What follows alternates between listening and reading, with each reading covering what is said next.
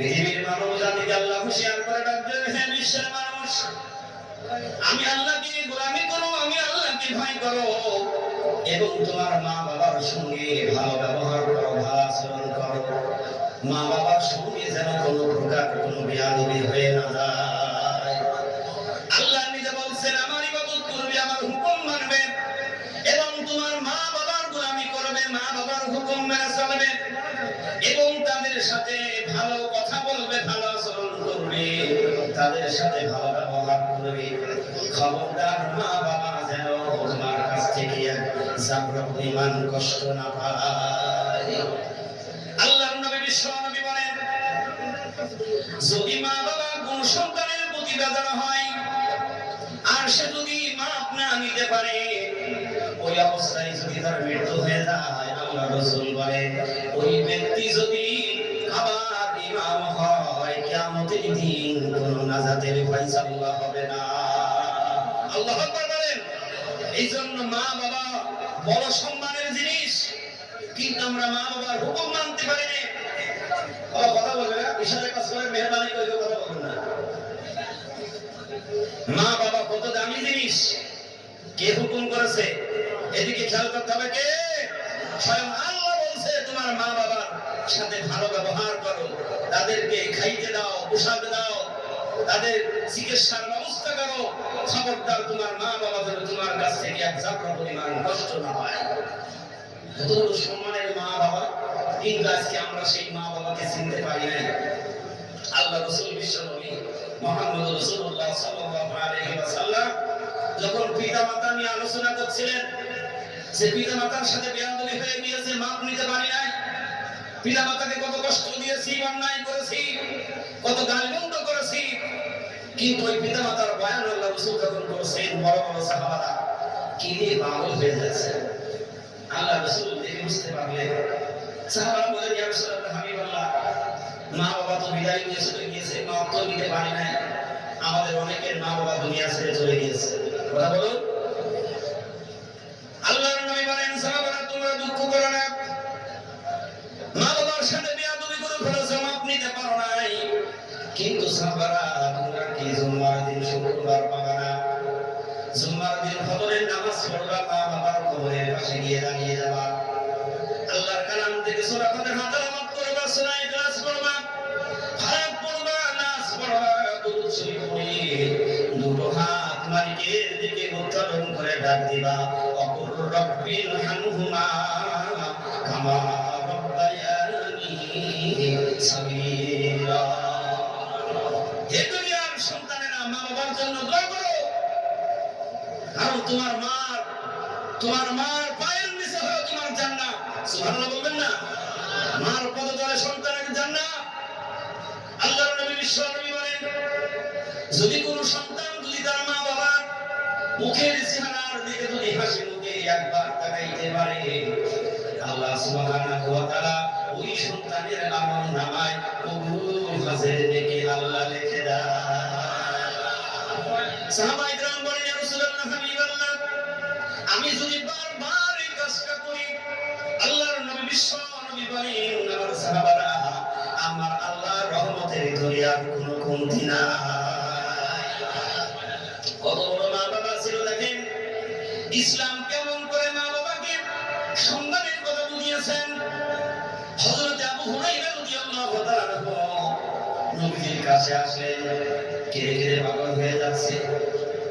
আল্লাহর নবীর সাহাবী বলে, আবু হুরায়রা, তুমি কাঁদছো কেন? আবু হুরায়রা বলে, ইয়া রাসূলুল্লাহ, হাবিবাল্লাহ, আমার মা আমাকে অত্যন্ত মেরেছে, অনেক কষ্ট আমাকে দিয়েছে। আল্লাহর নবী বিশ্বনবী কোনো কথা না বলে বললেন, আবু হুরায়রা রে, তুমি কি তোমার মার বিপক্ষে আমার কাছে নালিশ করতে এসেছো? কিন্তু তখনও মা ইসলাম কবুল করে নাই। সুবহানাল্লাহ বলবেন না? ইসলাম কি হয়েছে? বলছে তখনও ইসলাম মা কবুল করে নাই। তারপর রাসূল বলছেন, তোমার মার বিপক্ষে তুমি নালিশ করতে এসেছো? আবু হুরায়রা বলেন, ইয়া রাসূলুল্লাহ, হাবিবাল্লাহ, আমার মার বিপক্ষে আমি নালিশ করতে আসি নাই, আমি আপনার কাছে এসেছি, আপনি হইলেন রহমাতাল লিল আলামিন, যার সৃষ্টি না করলে তামাম পৃথিবী আসমান জমিন আমার আল্লাহ বানাইতো না। আশা নিয়ে ইয়া রাসূলুল্লাহ আপনার কাছে এসেছি, আপনি আমার মার জন্য একটু দোয়া করে দিন, নিশ্চয় আপনার দোয়ায় আমার মা হিদায়াত হয়ে যাবে। দোয়াটা কি হয়েছে? সেই দোয়ার মজলিস প্রতিষ্ঠা করেছেন হাক্কানি আঞ্জুমান আজান গাছী রাহমাতুল্লাহ আলাইহি। আওয়াজ দিয়ে বলুন না সুবহানাল্লাহ। আল্লাহর নবী বিশ্ব নবী শক্তি দুটো হাত তুলে ফেললেন, আর সাথে সাথে আবু হুরায়রা রাদিয়াল্লাহু তাআলা আনহু পাগলের মতো দৌড়ানো শুরু করে দিলেন, বাড়ির দিকে দৌড়ায়, দৌড়িয়ে চলে যাচ্ছেন। অনেকে পথে বাধা দিচ্ছে, আবু হুরায়রা পাগলের মতো দৌড়ায়, কেন কি হয়েছে বাবা? আবু হুরায়রা বলেন, বাধা দিয়ে না যাইতে দাও, আমার কোনো অসুবিধা হয় না, আমি আগে বাড়ি যাই, আমার বিশ্ব নবীর দোয়া আমার বাড়ি যায়। আবু হুরায়রা বলেন, আমি বাড়ি গিয়ে দেখছি আমার মা গোসল করে নতুন কাপড় পরে অপেক্ষা করছে, আমার সন্তান কখন আসবে, সন্তানের সাথে করে নিয়ে বিশ্ব নবীর কাছে গিয়ে কালেমা পড়েন। সুবহানাল্লাহ। এই মা বাবা কি রয়েছে, কত সম্মান তাদের, কত ইজ্জত তাদের, কে দিয়েছেন? আল্লাহ দিয়েছেন। তাই জামানার কুতুবার বিলার বাদশা হযরত মাওলানা সুনিউদ্দিন আজান গাছী রাহমাতুল্লাহ আলাইহি তিনি তার বাপ জামানা বলেছেন যে মা বাবার হক আদায় করার জন্যই আমার মুর্শিদ এই মসজিদুল মজলিস কায়েম করেছেন।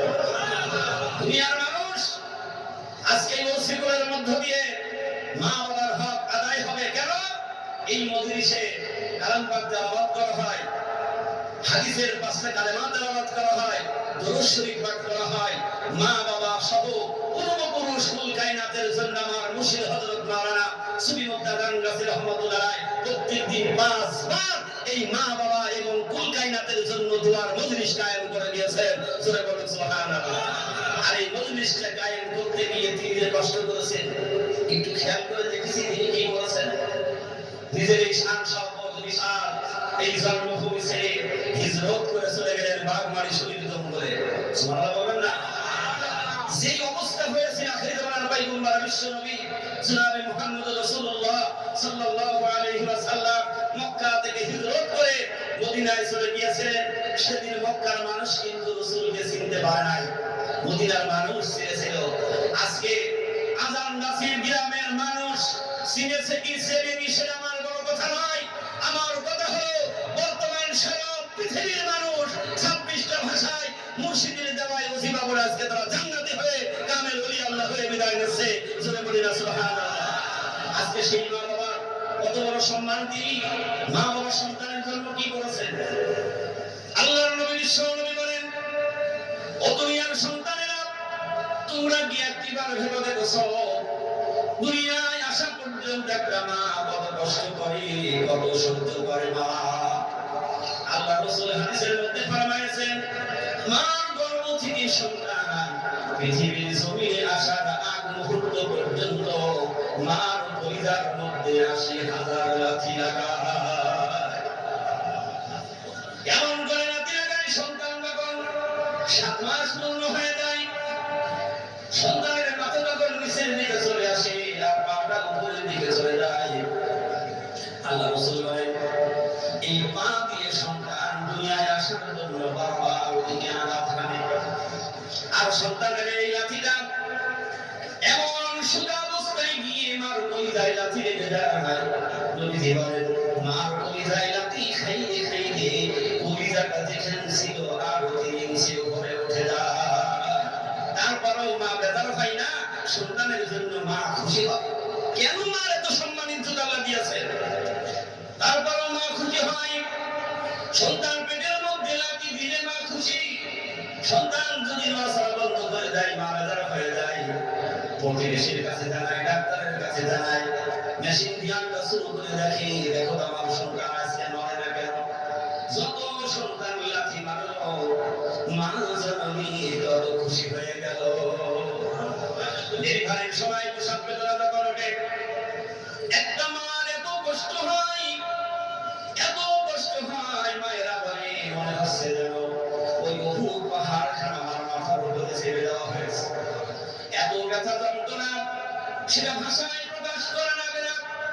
মা অনেক রকম বলতে থাকি, পুরাটা রশিদে এই প্রসব বেদনা আমার কষ্ট সহ্য হয় না, একটা দাও আমার হাতে দে, পেটটা ছিঁড়ে বের করে দেই। এত কষ্টের মধ্যে সন্তান যখন ডেলিভারি হয়ে যায় আমার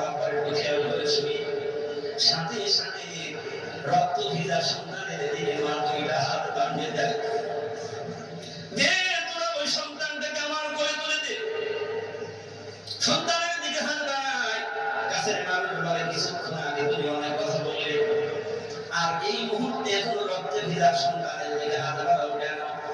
মা বলতে থাকি 10 মাস আমি এই সন্তানের জন্য বিছানায় ঘুমাইতে পারি নাই, ঠিক মতো পেট পুরে খানা খাইতে পারি নাই, রাতের আধারে দরজা ধরে দাঁড়িয়েছিলাম, জানালা ধরে দাঁড়িয়ে একবার বসেছি একবার উঠেছি, ওর লাথি খাইতে খাইতে আমার কলিজার মধ্যে ঘাত করে গেছে।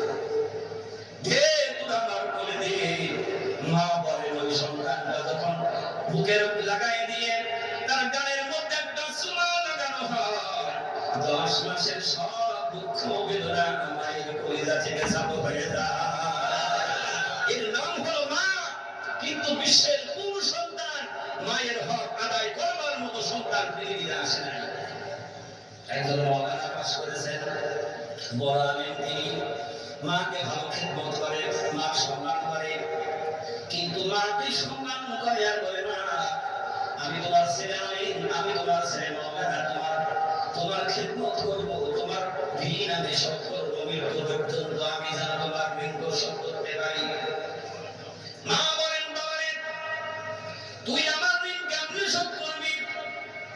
কোনদিন তুই আমার ঋণ শোধ করতে পারবি না। মওলানা সাহেব বলছে মা কেন পারবো না? আমি তোমার হুকুমের বাইরে চলে, আমি তোমার কথা মতো আলেম হয়েছি, হাফেজ হয়েছি, আমি 5 ওয়াক্ত নামাজ আদায় করি, হালাল রুটি খাই, আর তোমার জন্য আমি এত দোয়া করি, তারপরও কি মা আমি তোমার ঋণ শোধ করতে পারবো না? মা বলছে বাবা তোর দ্বারা সম্ভব হবে না, তুই আমার ঋণ শোধ করতে পারবি না, কারণ আমি তোর মা। বোঝানোর জন্য মা একটা কৌশল তৈরি করলেন। মা একটা পাকা আম নিয়ে আনলেন। একটু লক্ষ্য করে শুনি, আমরা প্রত্যেকে মায়ের সন্তান। পাকা আম আমার হাতে দেখে সন্তান মনে করছে আমরা বলে আমার খাইতে দেবে। সন্তানের কাছে এসে বলছে বাবা আজকে তুই যখন বিছানায় ঘুমাতে যাবি, এই পাকা আমটা বুকের উপরে রেখে ঘুমাবি, সকালবেলা আমার ফিরিয়ে দিবি। একটু চিন্তা ফিকির করি, মা কোন জায়গা, ওই মা। সন্তান মনে করেছে একটা বুকের উপরে পাকা আম নিয়ে ঘুমাবো, সকালবেলা আমার কাছ থেকে ফিরিয়ে দেবো। সকালবেলা মা ডাকছে বাবা ও ফজরের আজান হয়ে গিয়েছে, তুই নামাজ পড়তে যাবি। সন্তান মায়ের ডাক শুনে মুখে থেকে সর্বনাশ, আম তো বুকের উপরে নাই, আম তো পিঠের নিচে গিয়ে রুটি হয়ে গিয়েছে। কি হয়ে গিয়েছে? আম রুটি হয়ে গিয়েছে, আটি ছিটকে এক জায়গায় চলে গিয়েছে। আমের সমস্ত মধ্যে যা রক্তগুলি ছিল, রসগুলি ছিল, সব বাহির হয়ে বিছানার মধ্যে সব লেপটে হারিয়ে গিয়েছে। মা ডাকতে বলে বাবা আমার আমটা দিয়ে আমার কাছে ঘুরিয়ে দে। সন্তান বসে যাচ্ছে, আমের কোনো চিহ্ন না হয়, আমের আকিটাও বিছানা থেকে দূরে সরে সরে গিয়েছে। আমি যে এক্সাম্পলটা দেখছি একটু লক্ষ্য করুন। বলে দিয়ে আমার আম দে। বলে মা আম তো পিঠের নিচে গিয়ে নষ্ট হয়ে গিয়েছে। মা ডাক দিয়ে বলে মাওলানা সাহেব একটা রাতের কিছু অংশ তোমার কাছে একটা আমি আম দিয়েছি পাহারা দেওয়ার জন্য, এই একটা পাকা আম তুমি পাহারা দিতে পারলে না, সেটা ধ্বংস হয়ে গেল, নষ্ট হয়ে গেল। কিন্তু তুমি জানো না আমি 2 থেকে 2.5 বছর আমি তোমার কোলের উপরে নিয়ে দুধ খাইয়েছিলাম। আমি তোমার পেটের মধ্যে করে নিয়ে 10টি মাস আমি ঘুমিয়েছিলাম রে মাওলানা সাহেব। তোমার মতো যদি আমি ওই রকমের অসাবধান অবলম্বন করতাম, আমার পিঠের নিচেই তোমার আমের মতো মৃত্যু হয়ে যেত। সুবহানাল্লাহ সুবহানাল্লাহ। এই জন্য আল্লাহ রাব্বুল আলামিন বলেন ওয়াকাদা রাব্বুকা আল্লা তা'বুদু ইল্লা ইয়্যাহু ওয়া বিল ওয়ালিদাইনি ইহসানা। আল্লাহ ডাকতে পারেন হে দুনিয়ার মানুষ, আমি আল্লাহর গোলামি করো, আমি আল্লাহর ইবাদত করো, তোমার মা বাবার হুকুম মানো, মা বাবার গোলামি করো, তার কথা মতো তুমি চলো। মা আর বাবা যদি একটিবার যদি কারোর জন্য হাত তুলে দোয়া করে যায়, তাহলে ওই ব্যক্তির তকদীর পরিবর্তন হয়ে যাবে। আজকে মা আর বাবার দোয়ার বরকতে, মা আর দোয়ার বরকতে সুবিহুল জাদান গাছের রহমাতুল্লাহ জামানার শ্রেষ্ঠ কামেল ওলি সুবহানাল্লাহ বাইজিদ মুস্তামি রহমাতুল্লাহ শ্রেষ্ঠ আল্লাহর বলি মা সন্তানকে মেরে মেরে নির্যাতন করতো, মা যেদিন কালেমা পড়েছে কবুল করলেন। আর মার দোয়ার বরকতে আবু হুরায়রা রাদিয়াল্লাহু তাআলা আনহু রাসূলের জলিল কদর সাহাবী, মার দোয়ার বদলতে সেই আবু হুরায়রা এত হাদিস তিনি বর্ণনা করেছে যা ভাষায় প্রকাশ করার নাই। সুবহানাল্লাহ বলবেন না? এই জন্য যেই মাকে আমরা কষ্ট দিলে বেজার হবে আমার আল্লাহ, আল্লাহ রাসূল বেজার হবে। তাই জামানার কুতুবানি বিল্লার বাদশা আজকে তিনি কঠিন সাধনা করে চিন্তা ফিকির করে আজকে তিনি এই বিশ্বের মানুষের কাছে ওই মা বাবার ঋণ শোধ করার জন্য ওসিকুল মজলিস তিনি কায়েম করেছেন। দুনিয়ার মানুষ পাঁচ ওয়াক্ত নামাজ কাজা ছাড়া পড়বে আর এই ওজিফা পড়ে তোমার মার জন্য, তোমার পূর্বপুরুষের জন্য, কুল কায়নাতের জন্য আজকে তাদের কাছে শান্তির বার্তা বহাও, আজকে তাদের কাছে তুমি দোয়া পাঠাও। এই দোয়ার দ্বারা কি হবে? মা বাবার কবরে শান্তি হবে। সন্তানের জন্য মা বাবার দোয়াটা হলো বিদ্যুতের গতির মতো কবুল হয়। ঈসা আলাইহিস সালাম তিনি একটা সফরে রওনা করেছেন। সফরে রওনা করার পথে দেখলেন একটা কবরের পাশ দিয়ে চলে যাচ্ছেন। কবরের পাশে দেখলেন কবরের মধ্যে আযাব চলছে, কারণ পয়গম্বরদের মধ্যে আল্লাহ রাব্বুল আলামিন অনেক মুজিজা দিয়েছেন। ঈসা আলাইহিস সালামের কাছে জবানের মুজিজা ছিল, হাতের মুজিজা ছিল। পয়গম্বর যখন জবান দিয়ে কবরের পাশে গিয়ে বলতেন কুম বিদিনিল্লাহ, কবরের মধ্য থেকে মৃত ব্যক্তি উঠে দাঁড়িয়ে ঈসা পয়গম্বরকে সালাম দিত।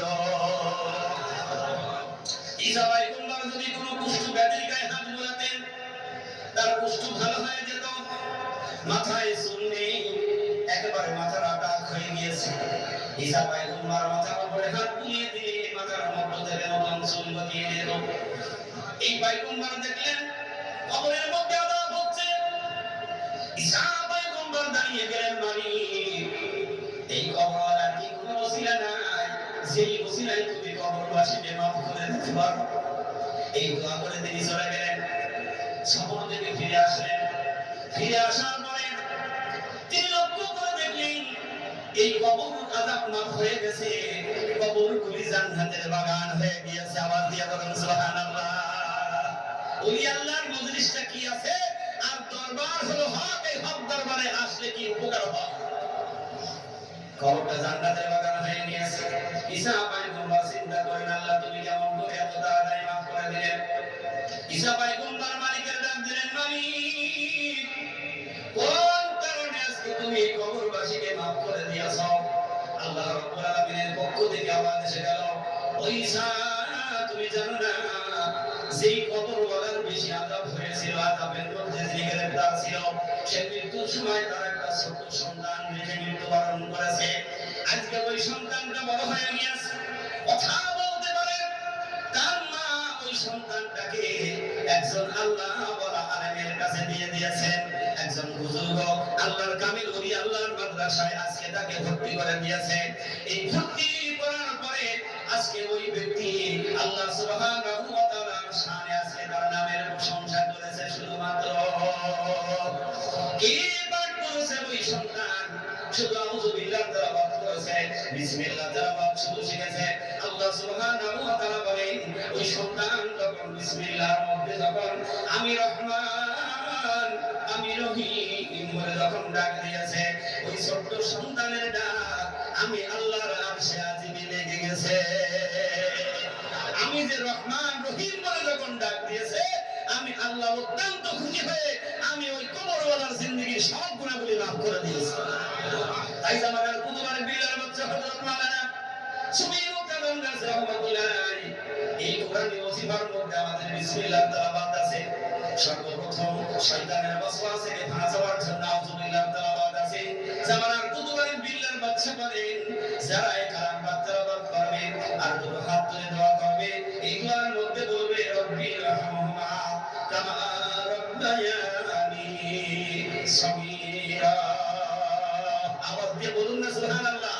এর মানে হলো আল্লাহ আমার মা বাবা আমাকে ছোটবেলায় যেভাবে লালন পালন করেছে, আমার মা বাবা আল্লাহ তোমার কাছে চলে গিয়েছে, আমার মা বাবাকে ওইভাবে আল্লাহ তুমি লালন পালন করো। মা বাবা যখন কবরে চলে যায় তখন তারা বড় অসহায় হয়ে যায়। সন্তানের দিকে তখন চেয়ে থাকে, সন্তানের দিকে লক্ষ্য করে থাকে যে আমার সন্তান কখন আমার জন্য একটু সব বিছানে আমার কবর দিতে হবে। কিন্তু আজকে একটু বুঝতে পারিনি, চিনতে পারিনি। যেমন আর কুতুবাড়ির বিল্লার বাচ্চা হযরত মাওলানা সুমিমুদ্দাদান গাজী রহমাতুল্লাহ আলাইহি এই দোয়ার ব্যবস্থা তিনি করেছেন, নিজের জন্য নয়, সারা পৃথিবীর কুল কায়নাতের জন্য তিনি মেহনত করেছেন।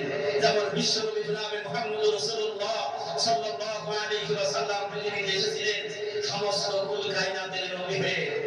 আর বর্তমান বিশ্বের সমস্ত জামানার মুজাদ্দিদ হলো হযরত মাওলানা সুমিমুদ্দাদান গাজী রহমাতুল্লাহ আলাইহি। আওয়াজ দিয়ে বলুন সুবহানাল্লাহ। আমার সবর শুনকুরি রহমাতুল্লাহ আলাইহি তিনি বয়ানের মধ্যে বলতেন, হে দুনিয়ার মানুষ, এই ভারত উপমহাদেশের মধ্যে এত বড় আলেমের জন্ম হয়নি, এত বড় সুফির জন্ম হয়নি, যিনি ফকির দপ্তর হাসিল করেছিলেন। আল্লাহর কাছ থেকে এই সকল দোয়াগুলি তিনি কবুলিয়াত দোয়া নিয়ে এসেছেন। সুবহানাল্লাহ বলবেন না? এই জন্য এই দরবার হলো হক। আর এই দরবারের সাথে যাদের সম্পর্ক হয়ে যাবে, বেশক বেশক আমার মুর্শিদের পাক জবানের বয়ান একটাও বিফলে যাবে না। তিনি তার পবিত্র জবান দিয়ে বলে গিয়েছেন, এই দরবারের সাথে যারা সম্পর্ক রাখবে তাদের মা বাবার হিংসা হবে, নিজের জান্নাতি হবে, গোটা পরিবার তারা ইহ জগতে পর জগতে তারা শান্তির পাই তারা খুঁজে পাবে। আওয়াজ দিয়ে বলেন সুবহানাল্লাহ। কিন্তু যেই বিশ্ব নবী আজকে সারা পৃথিবী আজকে মানুষের হৃদায়তের বাড়ি পৌঁছিয়ে দিয়েছিলেন, একটা সবচেয়ে বড় ব্যাপার হলো আখির জামানার পয়গম্বর বিশ্বনবী যত সত্য প্রচার করেছিলেন তার বিনিময়ে কোনদিন কোন মানুষের কাছ থেকে কোন নজর সালাম কদম মুছে কিছুই গ্রহণ করে নাই। সুবহানাল্লাহ বলবেন না? নিজে না খেয়ে কষ্ট করেছেন, সারাদিন রোজা করেছেন, তবু উম্মতের কাছ থেকে একটা টাকা হাত পেতে নেয় নাই। আজকে এই দরবারটাকে বলা হয় নবীওয়ালা দরবার, মদিনাওয়ালা দরবার, সেই রাসূলের দরবার। কারণ এই মদিনাওয়ালা দরবার কি দরবার? যে মদিনাওয়ালা দরবারে যা কিছু হয়েছে সব আল্লাহর রাস্তে হয়েছিল। আজকে জামানার শ্রেষ্ঠ মুজাদ্দিদ হযরত মাওলানা সুমিমুদ্দাদান গাজী রহমাতুল্লাহ আলাইহি পৃথিবীর সমস্ত মানুষের কল্যাণের জন্য, মুক্তির জন্য নিজের সমস্ত কিছু বিসর্জন দিয়ে, নিজেকে জ্বালিয়ে পুড়িয়ে মোমবাতির মতো ছারখার করে দিয়ে আজকে আদানগাছি গ্রামে শুধু নয় সারা পৃথিবীতে একটা চেরাগ ধরিয়ে দিয়েছেন। জোরে বলতে হবে সুবহানাল্লাহ। এই জন্য আজকে আমার সেই মুর্শিদের পাক ভূমি আজকে অত্যন্ত দামি।